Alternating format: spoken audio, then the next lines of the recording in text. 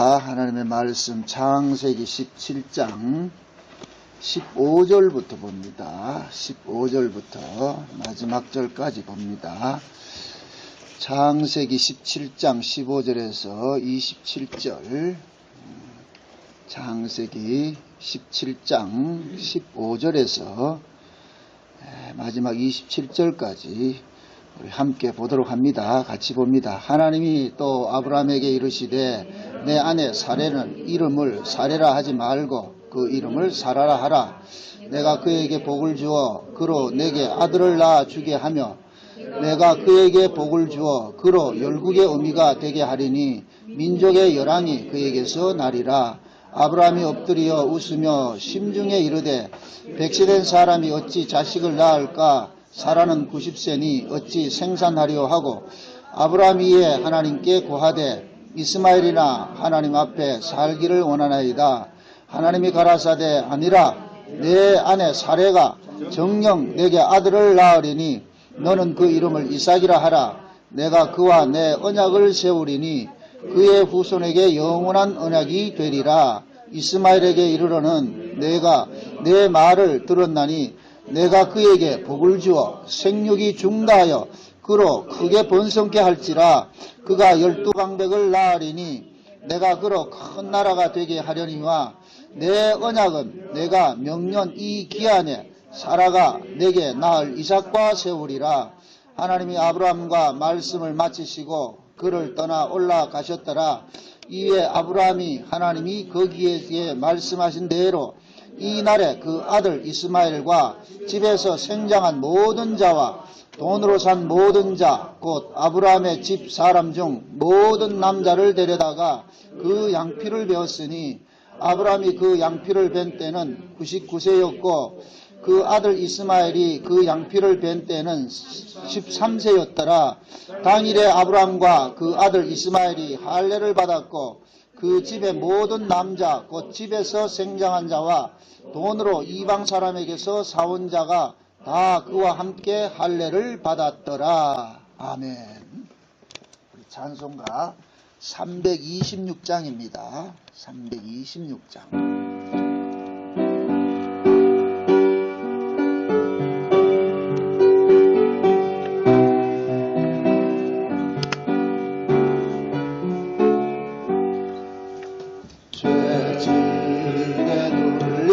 사람은 다 죽게 나오라.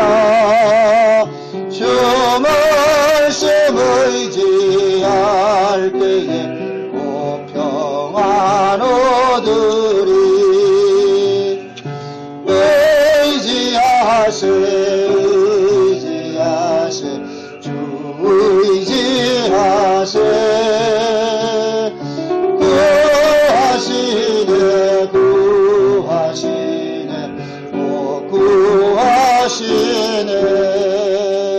큰 기쁨 주신 주께서 보혈을 흘렸네. 눈 거치게 할 피에 온몸을 잠그세. 의지하세 의지하세 주 의지하세. 구하시네 구하시네 꼭 구하시네. 길 대신 우리 구세주 늘 인도하시네. 너 지체 말고 믿으면 참 복을 받겠네. 의지하세 의지하세 주 의지하세. 구하시네 구하시네 꼭 구하시네. 이성에 하나 되어서 영광 길에 마세.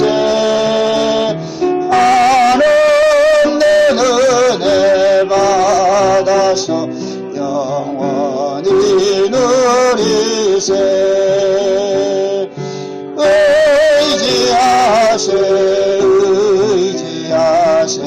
주 의지하세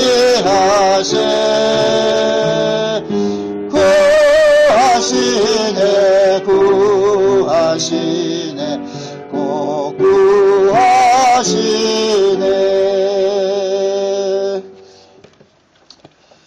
기도하십시다. 하나님, 저희들의 발걸음을 은혜 보좌 앞으로 담대히 불러주심을 감사합니다. 주의 열심히 우리를 간섭하셔서 여기까지 왔습니다. 하나님, 오시기 한 이가 주님이시오매 또한 말씀을 듣게 하시는 이도 주님이신 줄 믿습니다. 주여 구하옵나니 이 시간 우리의 마음을 열어서 창세전에 감추었던 그 비밀들이 이 아브라함의 할례 언약을 통해서 어떠한 모습으로 성취가 되는지, 또 아브라함의 그 할례 언약이 예수 그리스도 안에서 어떻게 완성이 되는지 이 사실들을 살펴보기를 원합니다. 하나님, 깨닫는 마음을 허락해 주옵소서. 성령의 감동하심으로 기록된 말씀입니다. 인간의 지혜와 지식으로 또한 이성으로 성경을 보지 말게 하시고 온전히 성령께서 깨닫게 해주시는 것으로 이해되고 깨달아지는 귀한 시간들이 되어지게 도와주시옵소서. 감사를 드렸고 그리스도 대신 예수님의 이름으로 기도합나이다. 아멘. 하나님께서는 창조주고 우리는 피조물입니다. 피조물 입장에서 창조주를 알 수 있는 길은 없습니다. 창조주가 스스로가 계시를 해주기 전에는 피조물 입장에서는 하나님을 알 방도가 없다는 얘기입니다. 그래서 하나님께서는 자기 백성들에게 이 성경을 주셔가지고서 하나님이 어떤 분이신지 그걸 이제 이야기를 해주고 있어요. 그래서 이 성경의 이야기는 우리가 어떻게 하면은 이 땅에서 복받고 잘 살 것이냐, 또 아니면 어떻게 하면 우리가 이 땅에서 병들지 않고 건강한 모습으로 잘 살 것인가, 그러한 것이 이 성경의 주제가 아닙니다. 성경의 주제는 이 세상에 관한 이야기가 아니고 이 세상 바깥에 있는 이야기들을 해주고 있다는 얘기죠. 그래서 우리가 이 교회를 일컬어서 그냥 하나님 나라하고 천국이고 그렇게 이야기를 합니다만은, 그렇게 이야기를 하는 것은 결국 교회의 정체성은 어디에 있느냐, 이 세상에 속한, 세상에 관한 것을 관심을 갖는 것이 아니고 세상 바깥에 하나님 나라에 대해서 관심 갖는 것이 교회의 뭡니까? 정체성입니다. 신자들이 이 교회로 이렇게 모인 것은 우리가 모두가 내가 예수가 믿고 싶다고 해서 예수가 믿어진 게 아니잖아요. 예수를 믿는 것은 하나님께서 예수가 믿어지도록 해줘야 예수가 믿습니다. 근데 우리 인간들은 자기 스스로 예수를 믿으려고 한단 말이죠. 쉽게 이렇게 생각하세요. 내가 예수를 믿었으면은 내가 예수를 버릴 수가 있어요. 내가 예수를 믿었으면은 내 형편에 따라서 예수 얼마든지 버릴 수가 있어요. 이게 세상 사람들이 가지고 있는 신관이거든요. 그래서 세상 사람들이 가지고 있는 신관은 뭐냐? 내 필요에 의해서 신을 찾아갔다가 내 필요가 사라지면, 필요가 없으면 신을 떠나는 것이 세상 사람들이에요. 근데 기독교인들은, 예수를 믿는 사람들은 우리 마음대로 안 된단 말이죠. 예수 믿는 것도 내 마음대로 안 되고, 예수 믿는 것이 내 마음대로 안 되면은 예수를 못 믿는 것도 내 마음대로 안 되는 거예요. 이게 인간적으로 이해가 안 되죠. 이성적으로 생각하면은. 근데 우리 인간들은 어떻게 생각하냐면은, 피조 세계에 속한 인간들은 항상 뭐냐면 자기 주체로부터서 모든 것을 이해를 하는 거예요. 그러니까 내 가능성으로부터 출발을 하는 거예요. 그러니까 하나님께서 예를 들어서 어떤 그 명령을 이렇게 떨어주셨다 할 것 같으면은 그 명령을 자기 쪽에서 뭔가를 지키려고 한단 말이죠. 자기가 어떤 주제인 줄을 모르고. 그러니까 하나님께서 하시는 일들은 피조 세계에서는 절대로 이해가 안 되는 거예요. 왜 그러냐? 하나님께서 하시는 일들은 전부 창조의 방식으로 일을 한단 말이에요. 창조의 방식으로. 그래서 지난 시간에 하나님께서 아브라함에게 찾아와 가지고서 그 아브라함의 집안에 있는 남자라는 남자는 모조리 다 뭐를 자르라? 양피를 자르라 그랬어요. 이 고추를 자르라, 이 얘기는 너희들은 남자가 아니고 뭐이다? 여자라는 거예요. 남자라고 하는 놈들은 전부 하나님께서 뭐를 만드느냐? 여자 만드는 일을 하는 거예요. 그러니까 남자라는 이 의미가 뭡니까? 자기가 자기 씨를 생산해낸다는 것이 남자잖아요. 씨를 가진 자가 남자란 말이죠. 그러니까 하나님이 보시기에 이 피조 세상에는 모든 피조물들은 창조주 하나님으로부터 공급해 주는 것으로 살아가는 자들이지 독자적으로 자기가 사는 자가 아니란 말이죠. 그래서 피조물은 모두가 받는 자 입장이에요. 이걸 여자라 그런단 말이에요. 성경에서는. 근데 지금 아브라함 집에 남자라고, 주제 남자라고 지금 남자 구실을 하려고 했단 말이죠. 그러니까 그 아브라함이 자기가 남자라고 남자 구실을 해서 낳아진 아들이 누구였어요? 이스마엘이라니까, 이스마엘. 기껏 낳아봐야 이스마엘인데 이 이스마엘은 하나님 나라의 유업을 받는다, 못 받는다? 못 받지요. 그래서 하나님께서 이스마엘을 쫓아내라 그러잖아요. 이 얘기는 뭐냐? 이거는 네 아들 될 자격이 없다는 거예요. 아브라함이 지금 뭐로 선택이 됐어요? 복의 조상으로 선택이 됐잖아요. 그 복이란 얘기는 또 우리 인간적에서 생각할 때 복 이러면은 야 로또 복권 당첨되는 거 이런 생각한단 말이죠. 부동산 샀는데 갑자기 10배 뛰었다. 이 복 받았다 그러잖아요. 이 한국교회에서 가르치는 게 전형적인 이 기복주의잖아요. 복이라는 것은 그런 게 아니에요. 복은 뭐냐? 이 땅에 있는 것을 복이라 말한 적이 없어요. 그건 구약식 개념이에요. 이걸 여러분들이 아셔야 돼요. 하나님께서는 신약을 설명을 하기 위해서 구약을 바탕으로 깔아놓은 거예요. 신약을 설명을 하기 위해서. 그럼 신약은 뭐냐? 이것은 영이란 말이죠. 영에 관한 이야기란 말이죠. 그런데 이 영에 관한 이야기를 알려주기 위해서 구약의 육을 깔아놓은 거예요. 그러니까 육적 이스라엘은 신약의 영적 이스라엘을 설명하기 위해서 육적 이스라엘이 있는 거예요. 이해되죠? 항상 하나님께서는 하늘나라를 설명을 해줘야 되는데 이 설명할 길이 없는 거라. 그게 하늘과 반대되는 세계를 깔아놓은 거예요. 그게 세상이라니까. 영원한 나라가 있는데 그 영원의 반대가 뭐예요? 시작과 끝이 있는 거잖아요. 그러니까 유한의 반대는 뭐예요? 무한이잖아요. 그죠? 그러니까 하나님의 나라는 무한한 세계, 이걸 영원한 나라, 영생의 나라라 그러는데 이 영원한 나라, 영생의 나라를 설명할 길이 없어. 이것을 설명하기 위해서 그와 반대되는 유한의 세계, 이 역사 세계, 시작과 끝이 있는 이 세계를 만들어 놓은 거예요. 그러니까 시작과 끝이 있는 이 세계를 만들어 놔놓고 하나님께서는 설명을 해주는데 어떻게 설명하느냐? 그 속에 자기 백성들에게 얘들아 너희들이 이 땅에 살아가는 이 사회를 살아가는 모습과 같이 너희들이 영원한 곳에 살 곳이 있는 것이야. 너희들이 이 땅에는 눈물 흘리고 고통받고 아프고 병들고 이런 것들이 있지. 그러니까 너희들이 이 역사 세계에는 아프고 병들고 죽고 하는 이 고통당하는 세계가 있는데 요 세계 말고 눈물 없고 고통 없고 사망이 없는 그 세계가 있어. 그걸 설명하기 위해서 반대로 사망이 있는 세계를 만들어 놨단 말이죠. 지금 이해돼요? 요한계시록 21장이 뭐라 그래요? 그 나라는 뭐라 그래요? 눈물도 없고 고통도 없고 사망이나 애통하는 것이나 곡하는 것이나 아무것도 없다 그러죠. 그러면 그 이야기는 결국 뭐냐? 이 천국의 반대가 이 세상이니까 이 세상은 어떤 것이다? 눈물 있고 고통 있고 아픈 것이 있는 거예요. 세월호가 침몰됐는데 바다에 빠져 죽었단 말이죠. 파도 치는 바다에서 빠져 죽었단 말이죠. 그 물결이 거센 그 바다에서. 근데 천국에 가보니까 유리바다가 나오더라니까. 바다는 바다가 있는데 파도가 없는 바다라. 그러니까 하나님께서는 보이는 이 세상을 가지고서 보이지 않는 세계를 설명을 해주기 위해서.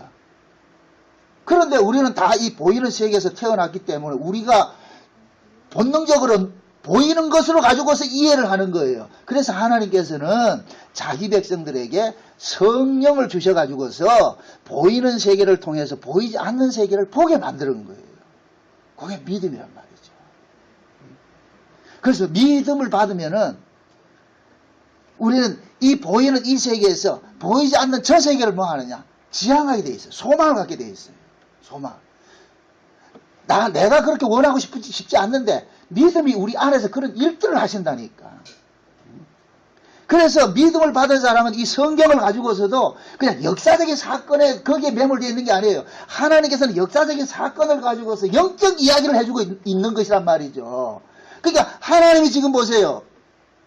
아브라함을 선택을 한 것은 하나님의 언약을 이루기 위해서 선택을 했잖아요. 그죠? 그러니까 하나님의 언약을 이루기 위해서 아브라함을 선택을 했을 것 같으면은 아브라함이 가장 좋은 것이 하나님이 언약을 이루어 가는데 맞도록끔 하나님이 아브라함을 다뤄가겠지요. 그죠? 그럼 하나님께서 언약을 이루어가는 것은 창조의 방법으로 이루어 가시는데 그 창조의 방법은 어떤 방법이냐? 아브라함이 자기 가능성이 있으면 안 된단 말이죠. 그래서 하나님께서 아브라함을 죽이는 식으로 일을 하는 거예요. 아브라함이 죽지 않으면은 자기는 피조물의 입장에서 자꾸만 하나님의 일하는 걸 이해를 하는 거예요. 오늘 본문을 보면은 하나님께서 아브라함 집에 찾아와가지고서 아브라함의 이름도 바꿔, 아브라함에서 아브라함으로 이름을 바꿔주고 또 그 남자들에게는 할례를 시키라 그러고, 그 다음에는 그 아브라함의 아내 사레에게는 이름을 사라라고 이름을 바꿔주고, 그러면서 하나님께서 명년 이맘때에 내가 아들 줄게 약속을 했단 말이죠. 그러니까 뭐라 그러냐, 여기서 뭐하냐, 비웃었죠. 그죠? 비웃더란 말이죠. 하나님께서 아브라함 찾아와가지고서 이제 할례도 행하게 하고 말이 이름도 바꿔주고 그렇게 하면서 내가 명년 이맘때 아들 줄게 그렇게 하니까 사라나 아브라함이나 비웃는 거예요. 둘 다 피식 웃더란 말이죠. 그 비웃는 것은 왜 비웃겠어요? 안 믿어지니까. 그럼 아브라함과 사라는 지금 무슨 꼬라지를 보고 있는 거예요? 하나님께서 창조의 방법으로 없음에서 있음으로 죽은 자를 살리는 식으로 일하는 이 하나님을 모르고 자기 시기에 자기 입장에서 하나님을 이해를 하는 거예요. 자기 이성적으로 하나님을 이해를 한단 말이죠. 그러니까 자기 이성적으로 이해를 하니까 인간의 이성은 자기 가능에서 가능으로 나가는 것인데 내가 할 수 있다고 해서 해지는 것이 인간들이 가지고 있는 것인데, 그런데 자기 꼬라지를 보니까 자기는 그래도 남자야 늙더라도 어떻게 하든지 씨는 마르지 않으니까 씨는 줄 수 있다 하지만은 자기 마누라가 지금 뭐냐면은 90세가 돼가지고서 뭐가 끊어졌다, 월경도 끊어져 버리고, 그 여자가 월경이 끊어졌다는 얘기는 자식이 생산된다 안 된다? 안 된다는 얘기잖아요. 그러니까 아브라함이나 사라가 뭔 꼬라지를 보느냐? 자기들 꼬라지를 보는 거예요. 세상에 지금 우리 몸이 이런 몸인데 이 할머니가 무슨 아를 낳는단 말이야, 이거란 말이죠. 그러니까 피조 세계에서는 젊은 여자가 아이를 낳지 늙은 여자는 아이를 못 낳아요. 이게 정사라니까. 피조 세계에서는. 그런데 하나님을 아브라함을 찾아오신 이 하나님이 어떤 하나님이에요? 창조의 하나님이죠. 창조주 하나님이잖아요. 그럼 창조주 하나님은 어떤 식으로 일을 한다 그랬어요? 불가능해서 가능으로 일을 한다 그랬잖아요. 그죠? 죽음에서 생명으로 끄집어낸다 그랬잖아요. 그럴 것 같으면은 하나님이 아브라함과 사라를 통해서 창조주의 모습으로서 일을 할 수 있는 가장 좋은 환경이 뭐냐? 아브라함과 사라가 죽은 자가 되는 거예요. 죽은 자. 지금 이해돼요? 그러니까 사라가 자기 몸에 경수가 끊어져서 자식을 생산할 수 없는 이 몸이 될 때 하나님이 창조주로서 일할 수 있는 가장 최적의 뭐가 된다? 조건이 되어버리죠. 그래서 하나님께서는 일부러 75세 때 사라 나이 65세 때 하나님께서 갈대우로 찾아가가지고 자식 준다고 얘기를 해놔놓고 25년을 기다린 거예요. 25년을 기다렸다니까. 기다리다 10년 정도 기다리다가 도저히 못 기다리겠다 해가지고 낳은 자식이 누구였어요? 이스마엘이었죠. 근데 그 이스마엘을 낳고 나가지고 하나님께서 또 14년 동안 또 이게 나타나지 않았다니까. 성경의 기록상 그 14년 만에 나타나가지고 느닷없이 나타나가지고서 하는 소리가 전능하는 하나님이다 이렇게 나타나가지고서는 이제는 너 할례 받으라 그렇게 놔놓고 이제 그 다음에 이름 바꿔주고 이렇게 하면서 알아준다 그러니까 박 집사님 같으면 믿겠어요? 평상시 코빼기도 안 보이다가 어느 날 갑자기 와가지고서 알아줄게. 지금 그 상태는 지금 사람의 몸 상태는 어떻는데? 늙어가지고서 말이죠. 여자의 기능은 다 상시해 있는데 거기에 알아준다. 여기에 비웃지 않는 사람은 그건 비정사라니까. 비웃어야 돼. 비웃을 수밖에 없는 거예요. 하나님이 하시는 일이 다 그래요. 우리는 자꾸만 하나님이 일을 하실 것 같으면은 우리 생각에 하나님관이 있어요. 인간들이 가지고 있는 그 하나님관. 그 우리 생각의 하나님관이 어떤 하나님이에요? 무소불위의 힘을 가지고서 뭐 하는 거예요? 나를 도와주는 그런 하나님이잖아요. 그죠? 근데 성경의 하나님은, 아브라함을 찾아온 그 하나님은 무소불위의 힘을 아브라함에게 실어주는 것이 아니고 도리어 아브라함이 가지고 있는 힘을 뭐 하는 거더라? 빼앗는 일을 하더란 말이죠. 빼앗는 일을. 그러니까 아브라함도 자꾸 기겁을 하는 거예요. 아브라함도 하나님께서 아브라함을 찾아오기 전에 아브라함이 알던 하나님이 있잖아요. 그잖아요. 그러니까 하나님이 찾아오기 전에 알던 그 하나님은 어떤 하나님이냐? 자기에게 복주는 하나님이란 말이죠. 복주는 하나님. 자기 육신을 편안하게 해주고 이 땅에서 부귀영화 누리게 해주고 영웅 호골되게 해주는 그 하나님인 줄 알고 있었는데, 그런데 어느 날 찾아오신 그 하나님은 복은 고사하고 있는 것도 전부 뭐 하더라? 빼앗아가는 것이더란 말이죠. 그러니까 아브라함도 뭐 하느냐? 하나님에 대해서 아직까지 모르는 거예요. 그래서 하나님께서 아브라함을 통해 가지고서 하나님이 어떤 분이라는 것을 계속해서 계시를 해주는 거예요. 계시를 해주는 거예요. 여기 보세요. 아브라함이 하나님에 대해서 모르는 게 정상이에요. 그걸 잘못됐다 생각하지 말란 말이죠. 그러니까 하나님께서 아브라함이 하나님에 대해서 전혀 모르는 그 사람이었는데 어느 날 찾아가지고 하나님에 대해서 일러주니까 그 인간의 이성과 맞아떨어지는 하나님이 아니고 전혀 다른 하나님이니까 그게 하루아침에 믿어지느냐 말이지. 안 믿어지죠. 그게 계속해서 뭐 하느냐? 충돌이 일어나는 거예요. 충돌이. 그 충돌을 일으키면서 아브라함이 기존에 가지고 있던 그 신관들을 자꾸만 바꿔치기 해주는 것이 성경의 이야기란 말이죠. 그럼 우리도 마찬가지예요. 저와 여러분들이 교회에 와가지고 우리가 성경을 배우고 하는 것들은 여러분들 나름대로 하나님 환히 가지고 있다니까. 아, 내가 이렇게 하면 하나님께서 복 줄 것이야. 여러분 다 그렇게 가지고 있어요. 그럼 저는 이 자리에서 그걸 깨는 일을 하는 거예요. 여러분들이 알고 있던 그 하나님이 잘못된 하나님이다. 그것을 다른 말로 우사이라고 그러고 다른 신이라고 그런단 말이에요. 다른 신. 왜 하나님이 그런 식으로 일을 하느냐? 하나님은 창조주세요. 창조주는 피조물이 담아낸다, 못 담아낸다? 못 담아내죠. 그래서 창조주가 피조물에게 다가올 것 같으면은 자꾸만 피조물의 사고를 빼내버리고 창조주의 사고를 집어넣는 일들을 하는 거예요. 여기에서 계속해서 뭐가 가니까 충돌이 일어난다니까. 그래서 여러분들이 예수를 잘 믿는다 생각하지 마세요. 우리는 평생 동안 가도 예수를 못 믿어요. 우리는 못 믿을 수밖에 없다니까. 참 이게 아이러니인 게 뭐냐면은 내가 못 믿는 그 자리에 믿음이 투입이 된다니까. 이 비밀을 아셔야 돼요. 내가 믿는다고 할 때는 그 믿음은 허상이 돼버리고, 믿음은 내가 믿을 수 없을 때 일하는 것이 믿음이에요. 내가 믿을 수 있어서 일하는 것은 내가 이성이지, 이성. 그 자기 이성으로 믿는 건 믿음이라고 내놓는다니까. 하나님께서 그 믿음이 허사이라는 걸 깨뜨리는 일을 한다니까. 그래서 믿음은 반드시 뭐 하느냐? 불신을 바탕으로 믿음이 일을 한다니까. 이해 안 되네. 큰일 났네. 믿음이라는 것은 이 세상에 속한 것이 아니에요. 하나님께서 믿음을 주신 것은 어디 걸 믿으라고 준 거예요. 세상 바깥에 있는 걸 믿으라고 준 거잖아요. 그럼 우리는 여전히 세상에 있잖아요. 이 몸뚱이가 세상의 구조 속에 살고 있잖아요. 그러면 세상 바깥에 있는 이야기를 믿어질까요? 안 믿어질까요? 안 믿어지죠. 만약에 믿어진다면 이게 믿음이 아니라니까. 안 믿어지기 때문에 믿음이 투입이 된다니까. 이해돼요? 내가 안 믿어지니까 하나님께서 믿음을 줘가지고 믿게 한단 말이에요. 그러면 그 믿음은 내 것이 아니고 하나님께서 믿어지게 해주신 믿음이란 말이죠. 그러니까 하나님께서 믿어지게 하시는 그 믿음은 반드시 우리에게 다가오면 우리의 불신을 고발하면서 일을 하신다니까. 너 나 안 믿었어 하는 것으로 일을 하신다니까. 근데 우리는 자꾸만 어떻게 생각하냐? 나 하나님 믿었잖아 이런다니까. 우리는 하나님 못 믿어요. 그래서 하나님께서는 계속해서 우리에게 뭐하냐? 믿어지게 해주신다니까. 믿어지게. 그래서 제가 극단적으로 그런 이야기 하잖아요. 내가 예수를 믿어서 구원받겠다 하는 사람, 그 사람 저주받은 사람이, 그 사람 천당 못 간다고 그랬어요. 예수 믿어서 천당 가는 게 아니에요. 하나님께서 예수를 믿어지게 해서 천국 데려가는 것이죠. 그러니까 천국에는 내 것은 요만큼도 가지고 가지 못하는 거예요. 내가 믿었다는 것조차도 하나님께서 인정을 안 해주신다니까. 내가 믿었다는 것을 인정을 해줄 것 같으면 우린 천국에 가서 또 완장 차고 가가지고서 또 그거 한다니까. 응?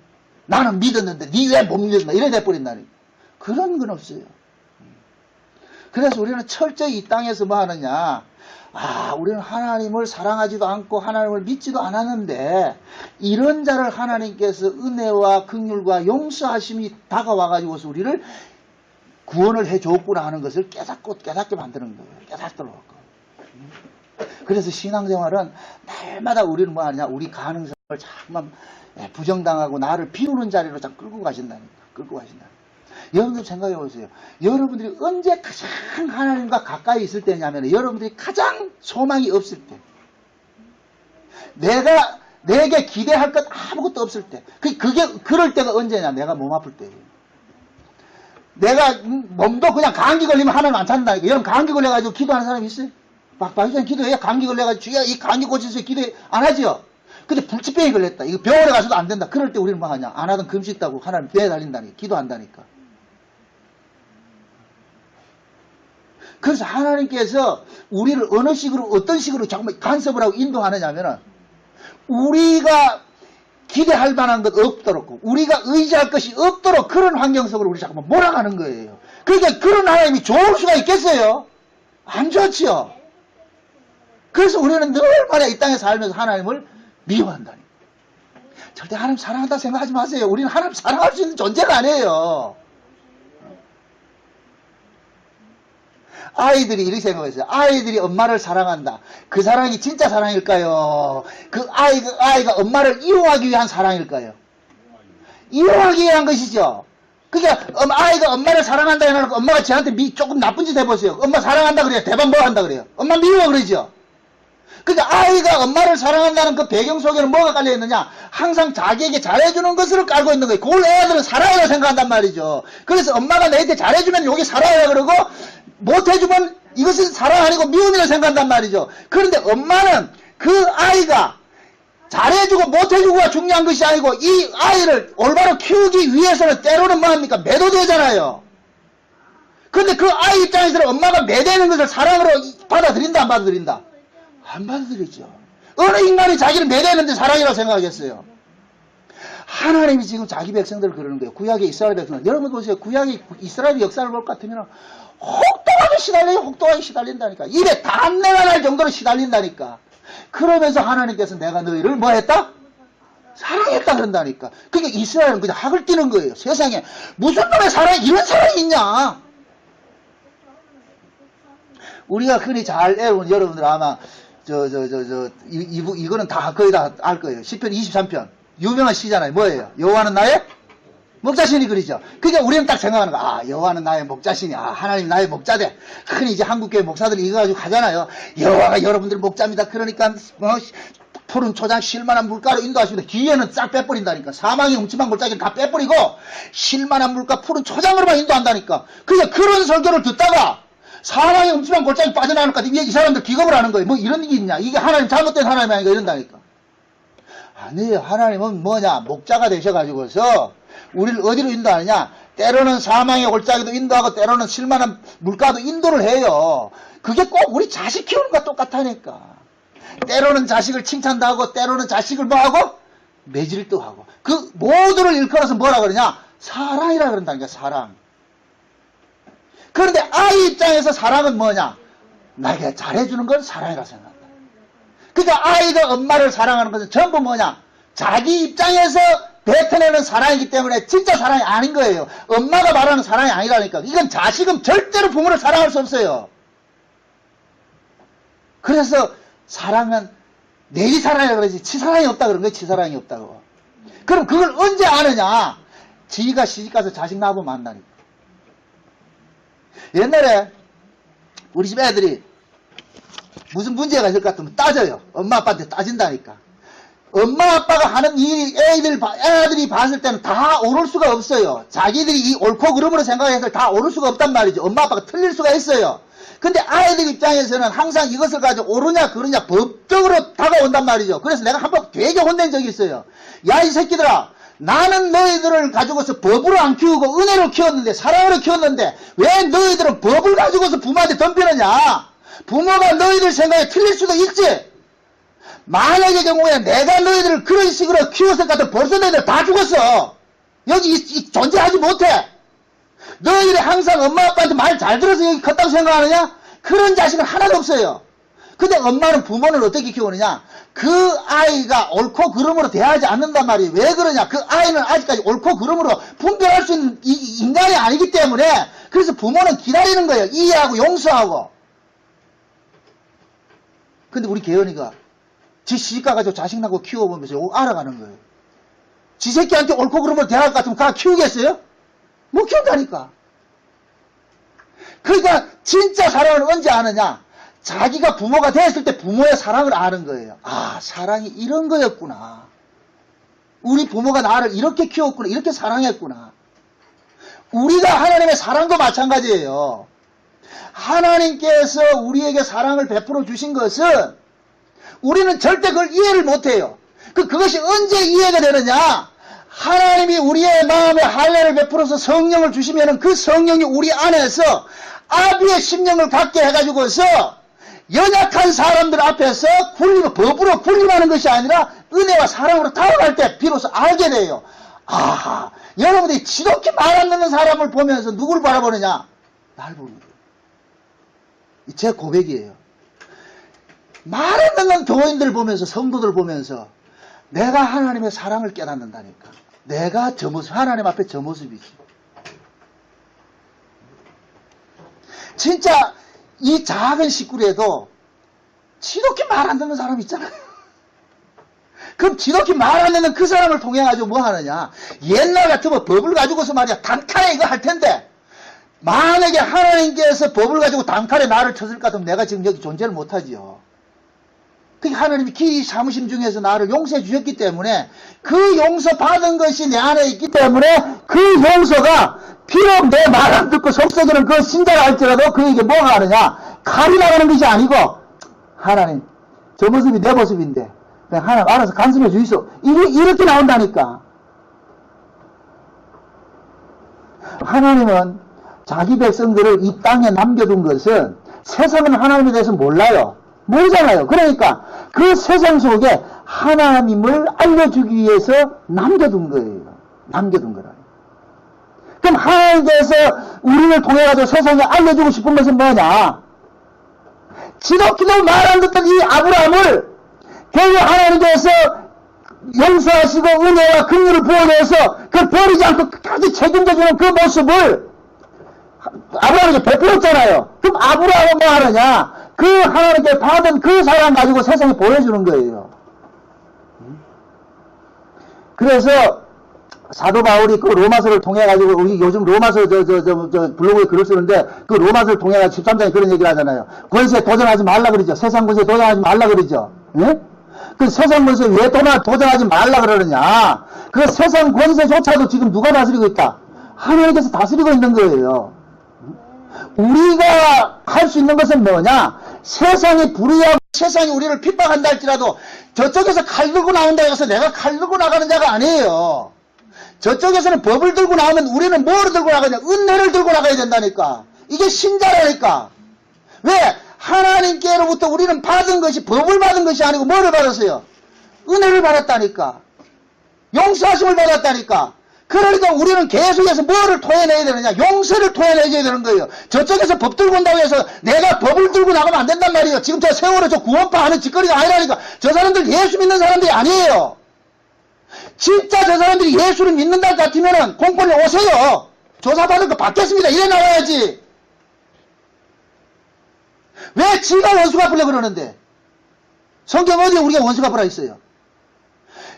세상의 정권이 옳으냐 그르냐를 접근하지 마시라고. 이 세상 자체가 틀린데 거기서 무슨 옳은 그름을 따져요. 세상 자체가 틀린 것인데 그 틀린 세상의 권세 아래 왜 하나님께서 굴복하게 하느냐? 그건 우리가 틀린 자였는데 하나님의 은혜와 용서로 우리가 뭐를 받았어요? 구원을 받았잖아요. 은혜를 받았잖아요. 사랑을 받았잖아요. 그럼 사랑 받은 자로 우리는 존재하는 거예요. 그럼 하나님의 사랑을 받지 않는 사람들은 뭐가 나오냐? 칼을 들고 나오면 같이 칼을 들고 나가는데 하나님의 은혜와 사랑을 받은 사람은 저쪽에서 칼 들고 나온 데서 칼로 맞받아치는 것이 아니라 차라리 목을 내놓는다니까. 데려가세요. 예수님께서 언제 세상 정권하고 싸웠어요? 안 싸웠다니까. 사도들이 언제 세상 정권하고 싸웠어요? 사도 바울이 빌립보에서 귀신 들린 여자 고쳐놨다고 해가지고 그쪽에 유지들이 사도 바울을 탄핵해가지고 지금 감옥에 갇혔어요. 그냥 갇혔습니까? 40에 하나 가면 그 태장을 맞아가지고 엉덩이가 피투성이 돼가지고서 지금 저 감옥에 갇혀놨는데 하나님께서 그 감옥에서 옥토가 열리고 착고가 풀리게 해서 얼마든지 도망갈 수 있는 환경을 다 만들어줬어. 바울과 실라 도망갔다 안 갔다? 안 갔지요. 근데 그 바울과 실라가 그 간수는 어떻게 생각합니까? 아이쿠 이 감옥문이 열렸으니까 죄수들 다 도망갔겠다. 다른 죄수들은 다 도망갔어요. 그러니까 간수가 어떻게 했냐? 자살하려고 그러잖아요. 그러니까 바울이 그러잖아요. 자살하지 마시오. 간수가 놀라는 거예요. 아니 다른 사람은 다 도망가는데 당신들은 뭔데 안 도망갔어요? 바울과 실라 그러는 거예요. 하나님께서 자기를 애매히 고난받아서 감옥에 집어넣은 것은 저 간수 하나 구원하기 위해서 하나님께서 이런 사건 벌였다는 걸 아는 거예요. 그러고 끝나서 바울이 그러잖아요. 내가 로마 시민권을 가지고 있는데 너희들은 나를 재판도 안 하고 이렇게 했을 것 같으면 너희들 다 죽여야 되는데 내가 로마 시민권을 쓰지 않겠다 그러잖아요. 법대로 하지 않겠다 그런단 말이죠. 왜 그래요? 바울은 하나님으로부터 뭐를 받았기 때문에? 은혜와 용서와 긍휼을 받았기 때문에 내가 나도 법으로 하면 마땅히 저주받아 죽어야 될 텐데 그런 자가 지금 살고 있는 것은 하나님의 일방적인 은혜와 용서와 긍휼하심 때문에 내가 살고 있으니까 하나님의 사랑을 비치고 있으니까 그 빚진 자로서 세상에 보여주는 거예요. 사랑이 뭐냐? 그런 자를 포용하는 것이 사랑이라니까. 그래서 로마서 13장에 보면은 사랑은 율법의 완성이라 그런다니까. 사랑은 율법의 완성. 지금 이해돼요? 율법이 뭐예요? 정죄하는 거죠. 정죄하고 비판하고 죽이는 것이죠. 그럼 정죄하고 비판하고 죽이는 그것을 내가 보듬어 안는 것이 사랑이라니까. 잘못된 것을 잘못됐다는 게 사랑이 아니고 그 잘못된 놈을 내가 끌어안고 그 잘못된 놈을 위해서 내가 죽는 게 사랑이라니까. 그래서 사랑이라는 것은 항상 뭐 하느냐? 이 땅에 하나님의 사랑이 이 땅에 나타날 때는 죄 없는 자가 희생당하는 거 나타나는 거예요. 누구 때문에? 죄 있는 자로. 흠 없는 재물이 희생당함으로써 흠 있는 자가 용서받는 것으로 되어 있단 말이죠. 그래서 하나님께서는 자기 백성들을 이 땅에서 다뤄갈 때에 자꾸만 하늘의 방식으로 자꾸만 적용을 시켜서 다뤄간단 말이야. 다뤄가는데 우리 입장에서는 그 하늘의 방식으로 적용을 하면 우리는 낯설어. 그 이해가 안 돼. 그래서 우리는 뭐 하느냐? 그 하나님께서 우리에게 다가오는 그 방식에 우리는 비웃을 수밖에 없는 거예요. 만약에 아브라함과 사라가 자기 몸뚱이에 가능성이 있었을 것 같으면 하나님께서 아들 준다 했을 것 같으면 비웃지 않았을 거예요. 왜? 가능성이 있기 때문에. 그런데 자기 몸뚱이가 지금 가능성이 없는 상태에서 하나님께서 와서 아들 준다 그러니까 이건 헛소리밖에 안 들리는 거예요. 누구 희롱하는 것밖에 안 들린단 말이죠. 근데 하나님께서 약속대로 이삭을 주시잖아요. 그지요? 그 이삭이라는 이름이 뭐라 그랬어요? 비웃음이라고 그랬어요. 비웃음. 이삭이라는 이름이 비웃음이라니까. 그러면 아브라함과 사라에게 있어서 이삭이라는 아들은 결국은 뭐냐? 그들을 지금 고발하는 자로 세워놓은 거예요. 비웃음으로 고발하는 자로.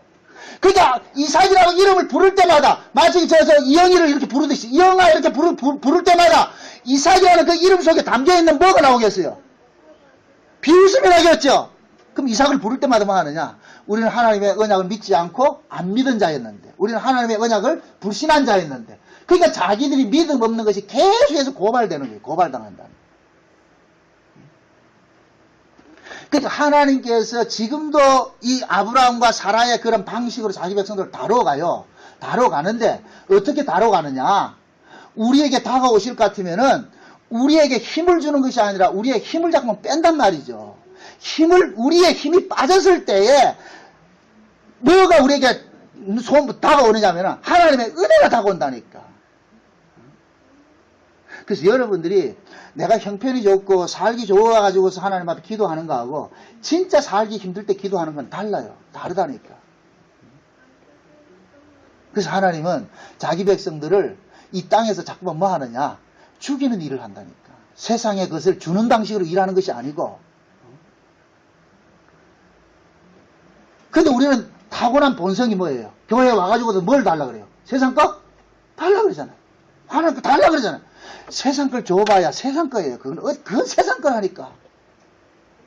그래서 하나님께서는 얘들아, 너희들이 이 세상의 것에, 세상 것에는 행복이 없느니라. 진짜 행복은 어디에 있느냐? 저 위에 것이 있는데, 위에 것이. 그래서 하나님께서는 자기 백성들에게 뭘 주느냐? 성령을 주셔가지고 마음에 뭐를 하느냐? 할례를 행하게 한단 말이죠. 마음의 할례. 할례라는 게 뭐예요? 남자의 생식기를 자르는 것이라 그랬어요. 그럼 할례는 이것을 신약적인 의미에서 뭐합니까? 내가 죽는 것이라 그랬잖아요. 그렇죠? 내가 죽는 거. 예?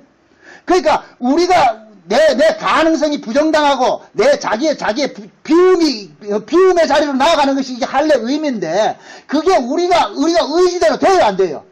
안 되지요? 우리 의지대로 안 된단 말이죠. 그래서 우리 의지대로 안 되기 때문에 하나님께서 우리의 마음의 할례를 행하게 하신다니까. 성령이 우리 가운데 오셔야 그 성령의 능력에 의해서 우리가 내 원함과 상관없이 그러한 자리로 우리를 밀려가게 된다니까. 할례는 몸에 하는 것이 아니고 어디에 하는 것이다? 마음에 하는 것이죠. 진짜 마음에 할례를 받는 것이 할례란 말이죠. 여러분 생각해, 오늘 이 본문 잘 볼 것 같으면은 지금 이스마엘도 할례를 받아요.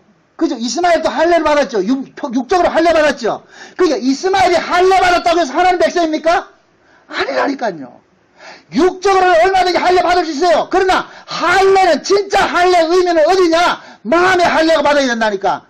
할례 의미가 뭐라 그랬어요? 자기 가능성이 뭐 하는 것이라 그랬어요? 제로가 되는 것이라 그랬죠. 내 가능성이 사라지는 것이 할례 의미라 그랬죠. 그런데 우리가 내 몸뚱이에 할례를 받는다고 해서 그렇게 됩니까? 안 됩니까? 안 되지요. 내가 진짜 내 가능성을 버리고 하나님만 의지할 수 있는 것은 마음에서 일어나야 되는데, 이 마음의 할례는 내 마음대로 할 수 있다 없다? 안 되죠. 그래서 성령이 우리 가운데 오셔서 마음에 뭐를 하느냐? 할례를 행하게 하신다니까.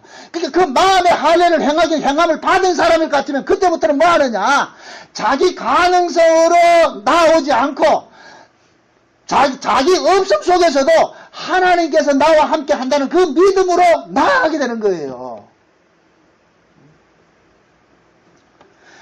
하나님께서는 보세요. 자기 백성들에게 언약을 줬어요.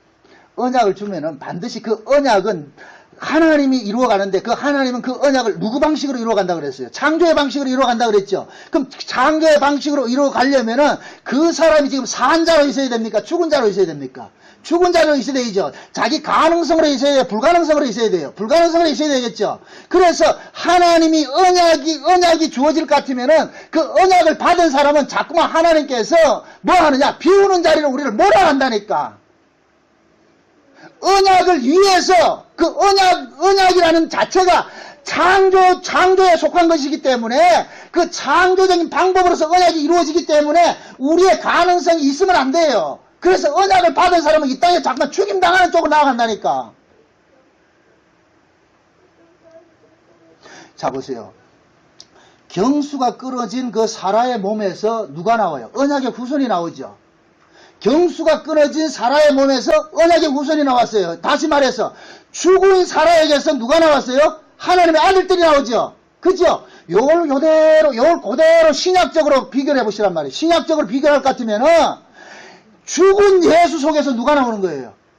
자기 백성이 나오죠. 자기 백성이. 이해됩니까? 그래서 예수님께서는 이 땅에 오셔가지고 필연적으로 죽으셔야 돼요. 안 죽으면 안 된다니까. 그래서 예수님께서 가이사랴 빌립보 지역에 갔을 때 예수님께서 제자들 보고 묻습니다. 야들아, 세상 사람들이 날 뭐라고 하대?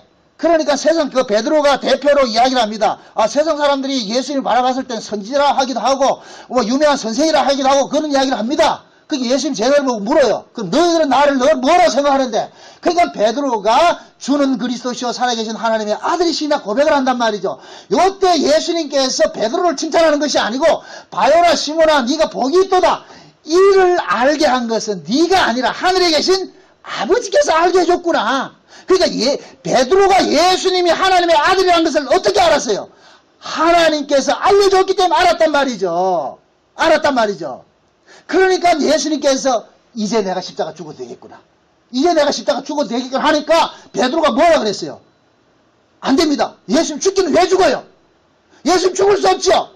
베드로는 자기 진심으로 예수님 죽음을 막으려고 그랬어요. 그럴 때 예수님께서 베드로가 고맙다 그러지 않고, 사단아 내게를 뭐 하라? 떠나가라 그러죠. 너는 나를 넘어지게 하는 자다. 예수님께서 이 땅에 오셔서 죽으러 왔어요. 근데 베드로는 지금 죽지 못하게 하고 있어. 예수님께서 죽어야 누가 나오느냐? 그 예수님의 죽음을 통해 가지고 누가 나와요?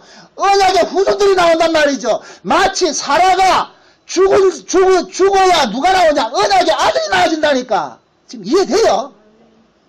사라가 죽어야 언약의 아들 이삭이 나오듯이 예수가 죽어야 누가 나오느냐? 자기 백성들이 나온단 말이죠. 구원을 얻는 이들이 나온단 말이죠. 그래서 하나님께서는 예수님을 이 땅에 보내실 때 그 예수님 속에 언약을 담아서 보냈는데 그 언약을 담은 사람은 이 땅에서 반드시 그 언약을 꽃피우기 위해서는 뭐 해야 된다? 죽임당하는 속으로 밀려들게 되는 거예요. 이해되죠? 그래서 하나님께서는 예수 믿는 자기 백성들, 오순절 성령이 임하고 나니까 그 성령 받은 사도들이나 초대교회 성도들이 전부 어느 위치로 돌아가게 돼요? 어느 구조 속에 밀려들게 돼요? 죽는 구조 속으로 밀려들게 되죠. 그죠? 죽음의 속으로. 이것은 곧 뭐냐? 하나님의 언약을 받은 사람은 이 땅에서 반드시 뭐 하게 되느냐? 필연적으로 죽임당하는 것으로 되어 있다는 얘기예요. 왜 그러냐? 이게 중요한 얘기예요. 하나님께서는 우리 속에다가 예수를 심어놨어요. 예수를. 이 예수는 어떻게 나오느냐? 내가 깨어질 때 예수가 나오는 거예요. 내가 죽을 때 예수가 나온다니까. 그래서 내가 죽지 않으면 예수가 나온다 안 나온다?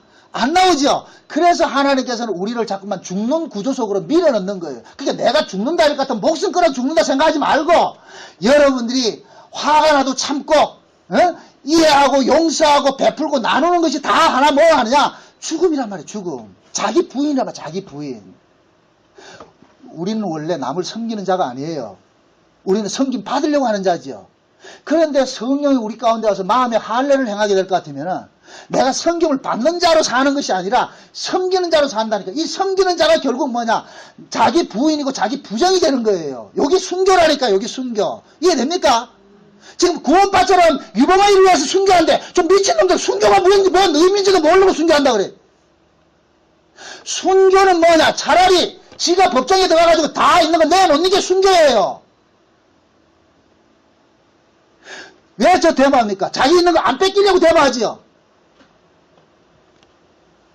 그 속에 진짜 예수 믿는 사람이 있을 것 같으면 저런 짓거리 하겠어요? 안 하겠어요? 안 하겠죠. 왜 그 사람들이 그 자기 조직을 그렇게 지금 지키려고 그럽니까? 그 조직이란 그늘 속에 안이 받고 싶은 거예요. 조직이란 그늘 속에서. 그 조직이 무너지면 자기가 부정당한단 말이죠. 이게 이단들의 특징이에요. 이단들은 내가 따르는 교주가 무너지면은 자기 자신이 부정당하는 걸 생각하는 거예요. 그 사람과 나는 하나로 연결이 되어 있다니까. 그러니까 그 사람 지키는 것이 자기 지키는 것이 되고 그 사람이 죽는 것이 자기 죽음이 된다니까. 이게 이단들의 특징이라니까. 생각해 물어봅시다. 유병의가 구원자입니까? 아니잖아요. 유병의가 예수 아니잖아요. 유병의가 내 대신 예수 십자가에 죽었어요? 안 죽었잖아요. 근데 왜 그 유병의를 지켜야 되는데? 여러분들도 마찬가지예요. 정당하게 지키려 하지 마세요. 제가 여러분들의 십자가 죽지 않았어요. 날 지킬 이유가 아무것도 없어. 요한계시록 11장에 볼 것 같으면 하나님께서 두 증인들을 사용하는데 하나님께서 두 증인들을 사용할 때는 입에서 불이 나오고 말이죠. 막 한다니까. 권세시 막 일을 할 때가 있어요. 그러나 때가 되면은 힘없이 죽을 때가 있어요. 그때는 뭐냐? 하나님께서 데려가는 거예요. 어려운 일 때 닥치고 무슨 문제가 생길 것 같으면은 하나님께서 이제 때가 된 것 같다. 저 정도 이제 다 쓴 것 같다. 그럴 것 같으면 그냥 조용히 내비두시라고. 그걸 싸워가지고 또 연명시키지 마시고. 왜 그런 짓을 하느냐? 결국은 뭐냐? 지금 아브라함과 같은 그 신앙관을 가지고 있는 거예요. 여러분 보세요. 예수님께서 초대교회 초림으로 이렇게 오셨을 때 유대교인들이 가지고 있는 사고가 어떤 사고였느냐면은 힘을 이용해가지고 로마라는 힘을 밀어내고 싶었던 거예요. 유대인들은 지금 사고가 어떤 사고냐? 인간적인 입장에서 생각을 하기 때문에 자기들을 지금 억압하고 있는 세력이 로마라고 생각하는 거예요. 로마라고 생각하는 거예요. 그래서 자기들이 힘을 키워가지고서 이 로마를 밀어내가지고서 이 유대나라가 부국 강성한 나라가 돼가지고서 열강을 지배해야 되겠다는 그 생각을 갖고 있는 거예요. 여기 유대인들이 다윗 왕권을 꿈꾸는 거예요. 다윗 왕권의 회복을 꿈꾼단 말이죠. 그러면 예수님께서 그러는 거예요. 야, 로마가 힘으로 너희들 지배하는 것이나 너희들 또 힘을 가지고서 다른 나라 지배하는 것이나 뭐가 다른데? 로마가 지배하면 나쁜 놈이고 너희들은 지배하면 착한 놈이고 그러냐? 그게 아니란 말이죠. 그래서 예수님께서 그러는 거예요. 유대인들은 끊임없이 예수님을 충동질해가지고 로마 싸워서 로마 정권을 물리치고 자기들 나라를 유대 나라를 좀 세우려고 했단 말이죠. 그러니까 예수님께서 내 나라는 이 세상에 속한 것이 아니요 이러니까 불타고 나요 안 나요? 예수님께서 내 나라는 이 세상에 속한 것이 아니라 그랬단 말이죠. 로마가 지배하든 유대가 지배하든 난 그거 관심 없어. 어차피 이 세상에는 이 세상 자체는 망하는 세상이니까 너희들이 가야 될 나라는 이 세상 바깥에 있는 하나님 나라야. 그러니까 예수님께서는 이 세상 나라에 관심을 두지 않는 거예요. 그래서 예수님께서는 때리면 맞고 욕하면 욕먹는 거예요. 왜? 이 세상 자체가 허사이니까. 여러분들이 신앙생활 하다가 누가 욕하거나 이다락하고 뭐 욕하거든 그냥 웃으세요. 그걸 가지고 싸우지 말고. 그래 봐야 다 이 세상 이야기라니까. 제가 늘 그러잖아요. 하나님께서 나를 인정해주고 여러분들이 하나님이 믿어지는 그 믿음이 있을 것 같으면 뭐 그렇게 두렵냐 말이죠. 같이 싸운다는 얘기는 결국 뭐냐? 자기 안에 증거가 없다는 얘기예요. 자기 안에 증거가 없으니까 싸우는 거예요.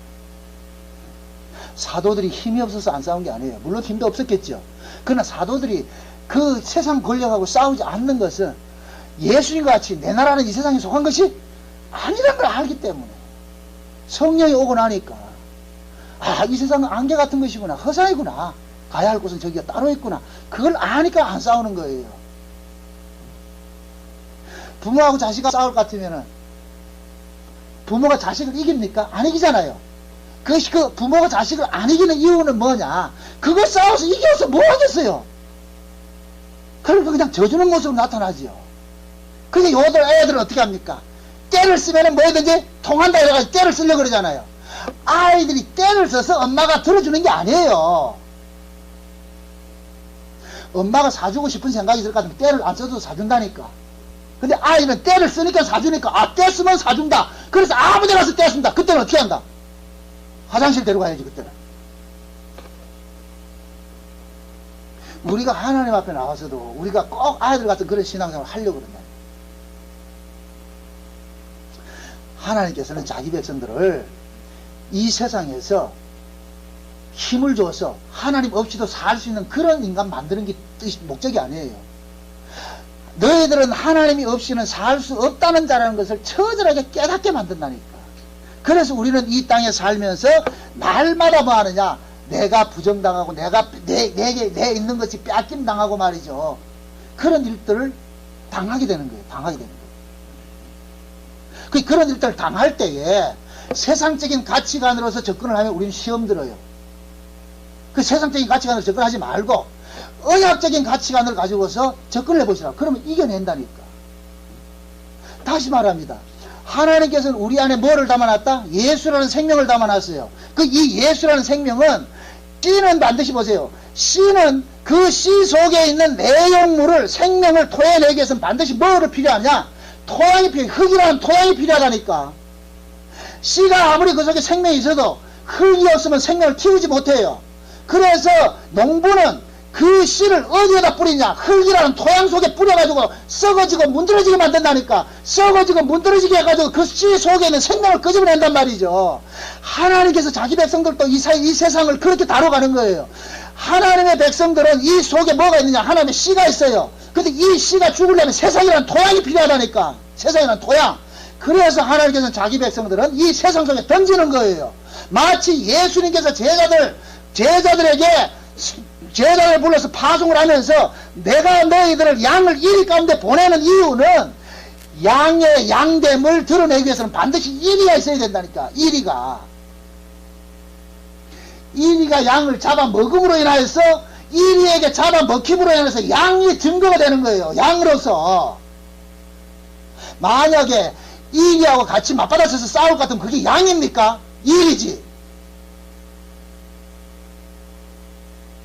하나님께서는 너희 이 세상 자체가 짐승이란 말이죠. 양을 잡아먹는 짐승이란 말이죠. 근데 짐승들이 짐승이 아닌 척 살고 있단 말이죠. 광명의 천사에 살고 있단 말이죠. 그래서 하나님께서는 자기 백성들을 그 짐승의 먹잇감으로서 양을 보내는 거예요. 그래서 그 양을 보내니까 그놈들이 힘의 논리를 가지고서 뭐를 잡아먹어요? 양을 잡아먹죠. 그죠? 양을 잡아먹음으로 해서 너희들이 짐승이고 너희들이 일이라는 것이 고발당하는 거예요. 이해돼요? 하나님께서 자기 백성들에게 힘을 주지 않아요. 세상에 힘을 주지 않아요. 힘을 주지 않는 이 자들을 누구에게 보내냐? 세상에 보낸다니까. 그러면 세상은 힘의 원리로 살아가는 데예요. 힘의 원리로. 그죠? 그러니까 그 힘의 원리로 누구를 잡습니까? 힘없는 성도들을 잡아먹죠. 그러므로 인하여서 성도를 잡아먹음으로 인해서 세상은 뭐가 되느냐? 짐승이라는 것이 폭로가 되는 거예요. 고발이 된다니까. 그래서 하나님께서는 자기 백성들을 이 땅에 죄를 고발하기 위해서 미끼로 던진다는 미끼로. 그러니까 그 미끼로 던져지니까 어떤 모습으로 살게 되느냐? 내가 자꾸만 승승장구하는 것은 되는 것이 아니고 낮아지고 비워지고 깨어지고 죽임당하는 모습이 나타나죠. 그게 할례 정신이라 할례 정신. 그래서 하나님께서는 사라의 경수가 끊어질 때까지를 뭐 하느냐? 기다린 거예요. 기다린 거예요. 왜? 사라의 경수가 있을 때는 아무리 하나님께서 자식을 줘도 사라가 낳았다 그러지 하나님이 낳았다 안 그런다니까. 그래서 사라의 가능성이 완전 제로가 될 때까지 하나님께서 기다렸다. 완전 이제 자식을 낳을 수 없는 그런 몸이 됐을 때 하나님 찾아가가지고 이제 한번 슬슬 한번 일 한번 해볼까? 그렇게 해서 하나님께서 일을 한다고 그러니까 사라와 아브라함은 여전히 뭐하냐? 인간적 입장에서 하나님의 언약을 바라보니까 뭐하냐? 비웃을 수밖에 없는 거예요. 하나님 말같지 않는 소리 하지 마세요. 내가 지금 나이가 몇인데 내가 지금 이 몸뚱이가 어떤 상태인데 아를 낳습니까? 그러니까 하나님은 그런 거예요. 요 본문에는 안 나왔지만은 하나님께서 아마 그 욕을 했을 거예요. 사라고. 야, 가시나야. 네가 아를 낳을 수 있을 것 같으면 그게 네 아지 내 아가. 네가 아를 낳을 수 없어야 내가 낳은 아가 되지. 말이 된다 안 된다 모르겠다. 그래서 우리의 신앙이 언제 가장 빛을 발할 때냐? 약할 때. 고린도후서 한번 찾아보고 마칩시다. 고린도후서 12장을 한번 봅시다. 고린도후서 12장.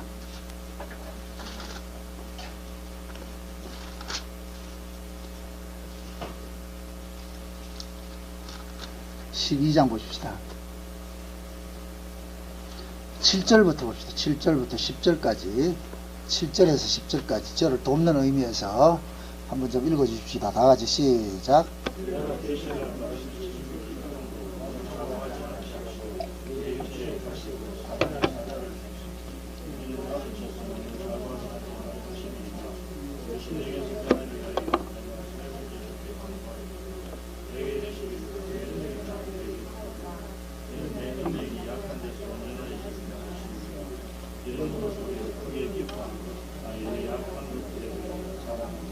이는 그리스도의 능력으로 내게 머물게 하려 함이라. 그러므로 내가 그리스도를 위하여 약한 것들과 능력과 궁핍과 핍박과 곤란을 기뻐하노니 이는 내가 약할 그때 곧 강함이니라. 자 보세요. 사도 바울이 어떤 사람이냐? 예수님과 방불한 삶을 사는 사람이 사도 바울이에요. 그잖아요. 죽은 자도 살리고 말이죠. 수많은 병자도 고치고 기적도 행하고 그런 사람이었어요. 그런데 사도 바울의 몸에 자, 여기 잘 보세요. 하나님께서 사도 바울의 몸에 뭐를 줬다 그랬어요? 무슨 가시? 사단의 가시를 줬다 그랬어요. 사단의 가시. 쉬운 얘기로 마귀를 붙여놓은 거예요. 쉬운 얘기로. 그러니까 지금 인간적으로 봤을 때 사도 바울이 지금 누구예요? 사도 아니에요. 예수를 증거하는 사도 아니에요. 그 예수를 증거하는 사도가 자기 꼬라지가 지금 이해해가지고 이게 얼마나 쪽팔리겠느냐 말이죠. 문화에 볼까 하면 사도 바울이 간질병 환자라고 그러거든. 간질병 환자. 여러분들 보세요. 복음을 한참 전하다가 지가 뒤집어져가지고 개거품 물고 이럴 것 같으면 그게 얼마나 우습겠어요. 그러니까 사도 바울도 이걸 아는 거예요. 그러니까 바울이 합리적인 사고를 가지고 하나님 앞에 종량이 지금 거래를 하는 거예요. 하나님 한번 보이소. 내가 지금 사도 아닙니까? 예수를 전하는데 내가 예수 전하다가 간질병이 도져가지고 개거품 넘어질 것 같으면은 다른 사람 뭐라 그러겠습니까? 지병도 못 고친 놈이 남의 병 고친다고 그렇게 하지 않겠습니까? 그러니까 내 병 좀 고쳐주이소. 그러니까 하나님께서 오냐 고쳐준다 그럽니까? 화를 냅니까? 이 쌍놈의 새끼 이 무슨 짓거리 하고 있어. 네가 잘나서 했을 것 같으면 그건 네 능력이지. 그래서 하나님께서 일부러 사도 바울에게 연약한 것을 준 거예요. 그래서 10절에 그러잖아요. 그러므로 내가 그리스도를 위하여 약한 것들과 능력과 궁핍과 핍박과 곤란을 뭐 한다? 기뻐한다 그러잖아요. 이걸 한번 보세요. 다시 한번 보시라고. 여러분들한테 적용을 해보시라고. 궁핍과 능력과 핍박과 곤란, 이런 거 당할 것 같으면 여러분들, 기뻐라, 고맙다 합니까? 화가 납니까? 얼굴들이 어떻게. 우리는 이런 것들이 닥칠 것 같으면 화가 난다니까. 이거 없게 해달라 그런단 말이죠. 근데 사도 바울은 자기 생각에 하나님 앞에 자기가 병 고쳐줘가지고서 내가 완벽한 사람으로서 복음 전할 것 같으면 그게 하나님께 영광이 되는 줄 알았는데, 하나님께서는 그게 아니었더란 말이죠. 사도 바울이 지극히 연약함 속에서 증거될 때, 저건 사도 바울 것이 아니고 누구 것이다? 하나님의 것이라는 걸 드러나더란 말이에요. 그러니까 바울이 아는 거예요.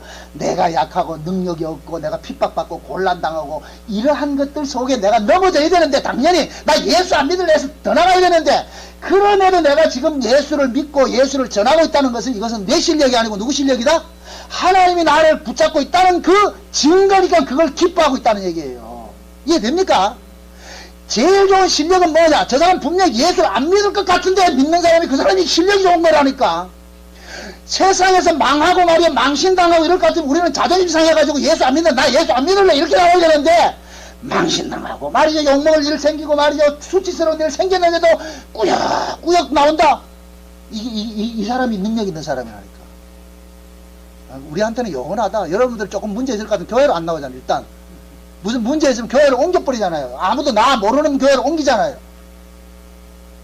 근데 바울식으로 할 것 같으면은 문제 있어도 꿋꿋하게 나오는 것이, 그것이 곧 뭐이다? 믿음이 그 능력이라니까. 그러니까 우리가 이런 말씀 앞에 우리의 신앙이 얼마나 허구인가 드러난다니까. 백일하게 드러난다니까. 그래서 여러분들, 똑똑한 사람이 예수를 못 믿는 이유가 그거예요. 똑똑한 사람들은 자기 논리를 자꾸 만들어요. 똑똑하다는 것은 뭐냐? 그만큼 답을 많이 가지고 있다는 얘기예요. 그러니까 그 답 속에다가 하나님이 일하심을 자꾸 끼워 넣으려니까 이게 맞다 안 맞다? 안 맞죠? 그러니까 못 믿는 거예요. 지난번에 그 조갑재 씨가 나와가지고서 한번 인터뷰하는데 그런데 그런 얘기를 하더라니까. 나 아주 그분이 어떻게 그런 소리를 하는지 몰라. 똑똑할수록 무식하잖아요. 많이 배운 놈일수록 무식한 거 압니까? 이더라니까. 이게 뭔 소리인지 모르겠어요. 인간의 이성이 발달하면 발달할수록 예수를 못 믿는 거예요. 왜? 예수는 이성으로서 믿어지는 것이 아니기 때문에. 아무리 이성적으로 발달해 이거 해가지고 해도 예수는 메시아가 아닌 거예요. 아무리 좋게 생각을 해도. 예수님 당시에 가장 똑똑한 사람들이 누군지 아세요? 바리새인들이에요. 바리새인들은 최고로 똑똑한 사람들이에요. 요즘 식으로 말할 것 같으면 다 박사학위를 받은 사람이랄까, 유명한 대학 나오고 박사학위 받은 사람들이에요.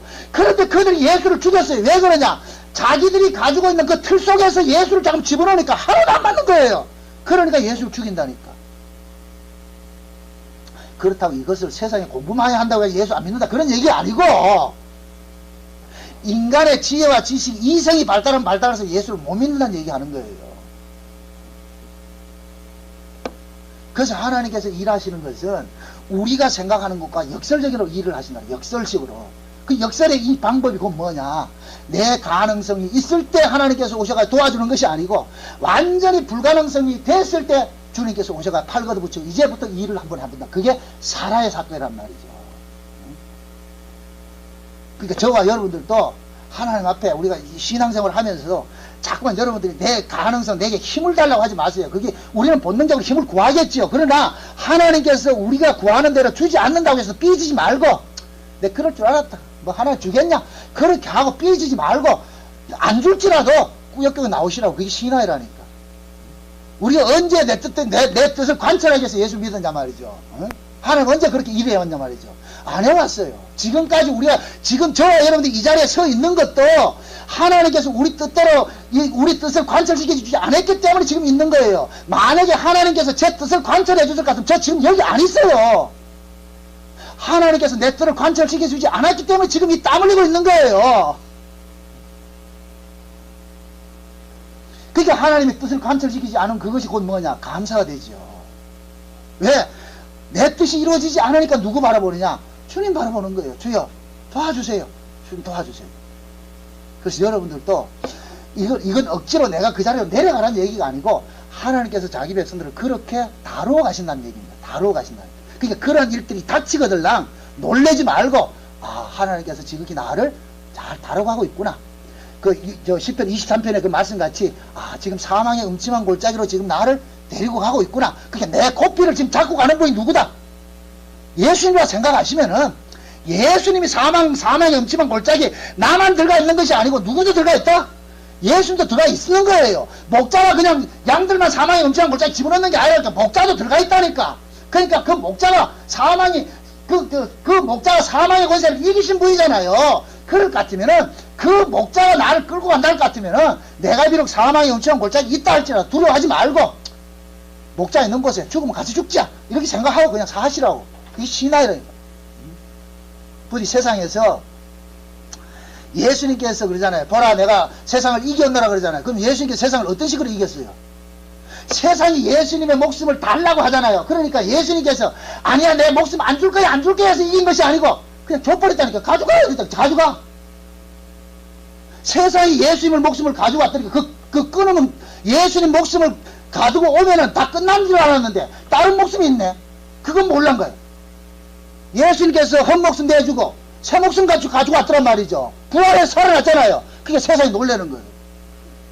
지금 우리는 그 예수의 구조 속에 들어가 있는 거예요. 예수의 부활 속에 들어가 있는 거예요. 그러니까 그 예수님께서 가지고 계신 그 부활의 생명을 지금 우리 속에 넣어놨기 때문에 우리가 비록 깨어짐이 있다 할지라도 이 땅에서 버림당하고 우리가 이 땅에서 죽임당하는 사건이 일어난다 할지라도 그 죽음 속에서 우리 안에 있는 이 속사는 뭡니까? 하는 예수님의 그 생명은 그 부활로 다시 살아난단 말이죠. 그러니까 염려하지 말고 그냥 어떤 환경 속에서든지 그냥 감사하고 사시기를 주의 이름으로 축원드립니다. 기도합시다. 아버지 하나님 감사합니다. 세상 사는 게 참 너무도 힘들고 어렵습니다. 이 어려운 환경 속에서 하나님의 언약이라는 것은 막연하게 이렇게 들려지고 예수를 믿는다는 것이 이렇게 참 와닿지가 않습니다. 이성적으로 생각할 때 이것이 믿는 것인지 안 믿는 것인지 참 헷갈릴 때가 많이 있습니다. 그럴 때마다 하나님 우리 안에 믿음을 주셔가지고서 지극히 정상적이라는 이 사실을 깨닫게 하셔서 땅에서 벌어지는 것이 곧 하나님의 뜻이라는 이 사실을 깨닫고 그 속에서 감사하며 살 수 있게 도와주옵소서. 예수님의 이름으로 기도합나이다. 아멘.